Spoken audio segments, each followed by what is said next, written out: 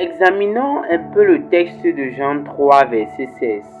Là où il est dit, car Dieu a tant aimé le monde qu'il a envoyé son Fils unique, afin que quiconque croit en lui ne périsse point, mais qu'il ait la vie éternelle. Ce texte nous donne de comprendre beaucoup de choses, parmi lesquelles il y a deux sorts ou encore deux destinations pour tout homme sur cette terre. L'une des destinations, c'est la vie éternelle, et l'une des destinations, encore l'autre sort, c'est de périr. Mais parce que Dieu aime l'humanité, parce que Dieu aime le monde, il s'est demandé, mais qu'est-ce que je pourrais faire pour que ce monde, cette humanité que j'ai créée, n'hérite que de la vie éternelle que moi je souhaite pour chacun d'eux, que je souhaite pour tout le monde. Déjà, nous devons noter que Dieu ne veut le mal et la perte de personne.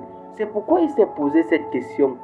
Et la solution la plus ultime et la plus efficace qui s'est proposée, et la meilleure d'ailleurs, c'est d'envoyer son fils, son propre fils. Le pire encore dans ça, c'est que ce n'est pas seulement son fils, mais c'est son fils unique. En dehors de Jésus-Christ, Dieu le Père n'avait plus d'autre fils. Il a envoyé son fils unique sur la terre pour toi et pour moi et pour toute autre personne qui se trouve ici sur cette terre. Il a dit, je sais que c'est difficile pour vous. Je sais que le monde d'aujourd'hui vous conduit à faire et à dire des choses qu'il ne faut pas. Mais si vous continuez dans ça, ce sera le sort qui vous attend, c'est périr. Mais parce que je ne veux pas que vous périssiez, je vous envoie mon fils.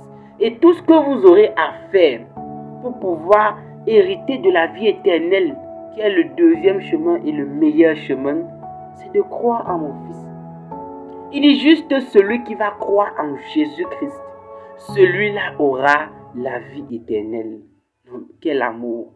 Voyons comment Dieu nous a facilité les choses. Il ne veut plus, il n'a pas dit que celui qui va faire des sacrifices. Il n'a pas dit celui qui aura, je ne sais pas, de très bonnes œuvres. Il a dit uniquement celui qui va croire en son nom.